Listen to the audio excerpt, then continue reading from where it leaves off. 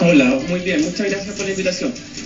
Una vez vistos estos resultados, la presidenta electa Michelle Bachelet, parte del tema económico estructural es una reforma tributaria. ¿Usted cree que allí está realmente la salvación para acabar con esa brecha en ese tema de la desigualdad de la pobreza en Chile?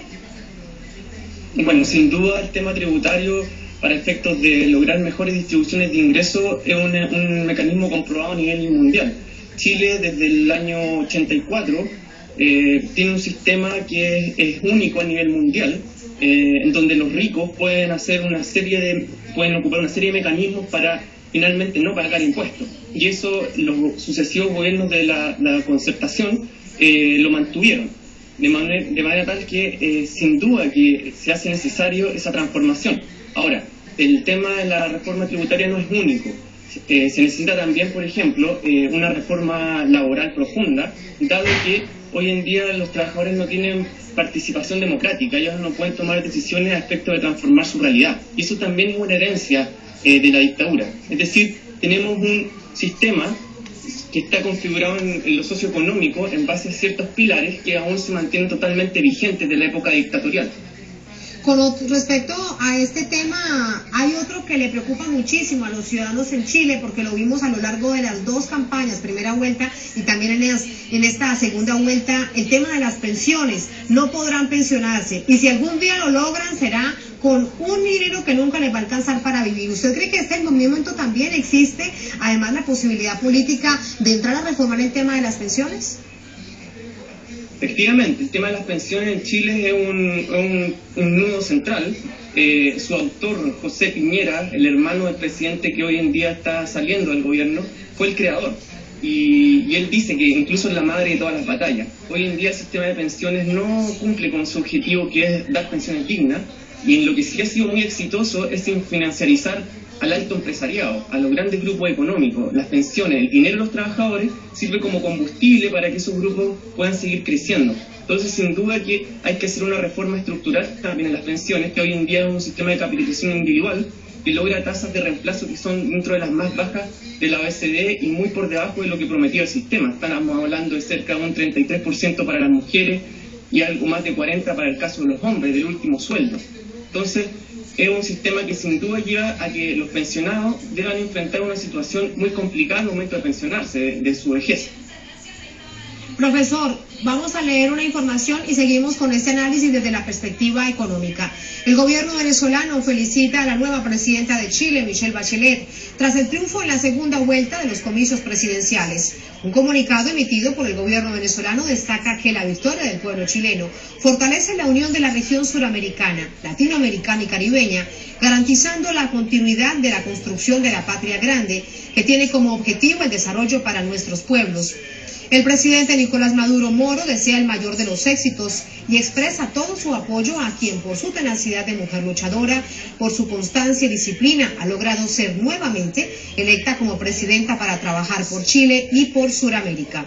El gobierno bolivariano reitera su plena disposición de trabajar junto al hermano gobierno chileno en este nuevo periodo para continuar los planes y proyectos de desarrollo conjuntos que se pensaron bajo la dirección de la presidenta Bachelet en su primer gobierno y del comandante presidente. Ahí está. A esta hora se los ofrecemos en vivo y en directo el comunicado de felicitaciones del gobierno bolivariano de Venezuela para la presidenta electa de Chile, Michelle Bachelet. Seguimos hablando con el profesor Durán. Ahora, a propósito de esa perspectiva latinoamericana, ¿usted cree que desde el punto de vista económico, cómo será esa movilización de la presidenta Bachelet? Como hemos visto en estos años, del presidente Piñera acercándose a gobiernos más neoliberales como Colombia, como México, fortaleciendo la Alianza del Pacífico, o la veremos construyendo a través de la CELAC?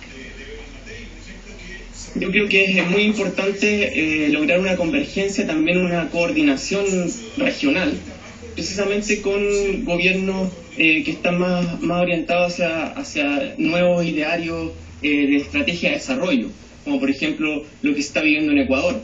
Yo creo que más bien por ese camino debería transitar la economía chilena, también lo que se puede ver en Uruguay.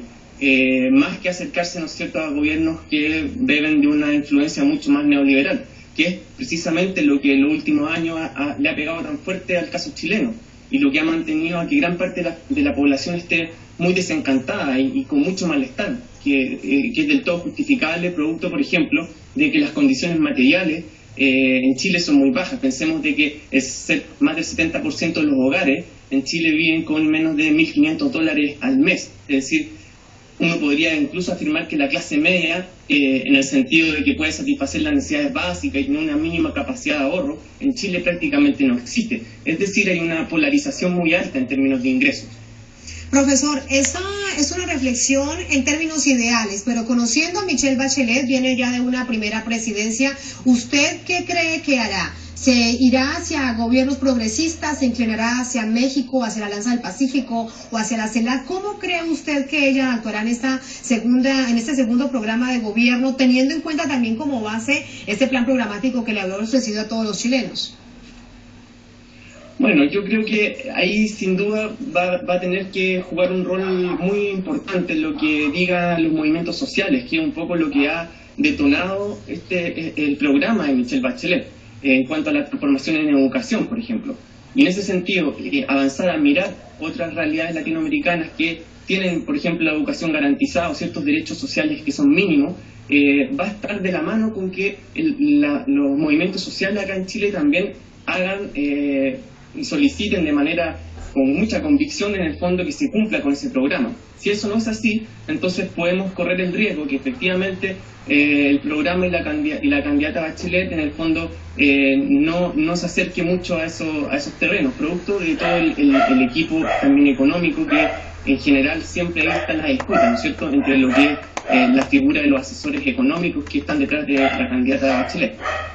Ahora, otro tema que sin duda hay que revisar cuando se habla del tema económico en Chile tiene que ver con el cobre, o sea, es un gran recurso, primer productor de cobre del mundo.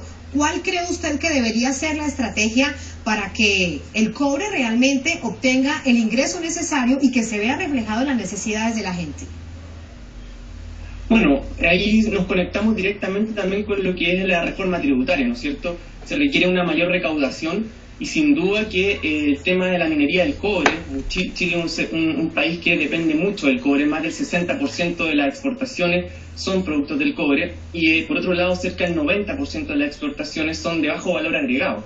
Entonces, por un lado se necesita avanzar hacia una matriz productiva que permita extraer mayor valor agregado del cobre y no exportar metales sin ningún procesamiento, y por otro, hacer que las multinacionales, las grandes empresas multinacionales cupríferas que hoy en día operan en Chile, también se les cobre un royalty efectivo. Lo que hoy en día tenemos en términos de impuestos hacia esas empresas por el hecho de ocupar un recurso que es de todos los chilenos, es muy bajo y más bien no responde a la definición exacta de lo que debería ser un royalty. Por lo tanto, uno esperaría que para cumplir también con la reforma tributaria, también se avance en ese esquema de cobrarle más a las mineras. Fuerzas económicas que se traducen también en las fuerzas políticas. ¿Tendrá la presidenta Bachelet desde esa fuerza política para lograr superar lo que significa pedir a las transnacionales que realmente paguen los impuestos en Chile? ¿Usted qué cree? Bueno, eso es una pregunta clave, dado que finalmente lo que hemos visto en los gobiernos pasados, incluso también de la expresidenta Bachelet, es que existe cierta colusión o complicidad, ¿no es cierto?, entre lo que es el poder político y el poder económico en Chile. Y en ese sentido, por ejemplo, tenemos que las mismas administradoras de las pensiones de los chilenos, los que ocupan sillones de directorio, están presentes en las grandes empresas. Entonces ahí también se va a jugar una cosa clave, que es la transparencia, y también cómo es la fuerza que se puede tener para desmantelar toda esta situación que hoy en día tiene a Chile en esta situación. Pero a esta hora ofrece ya declaraciones ante esta multitud la presidenta electa de Chile, Michelle Bachelet.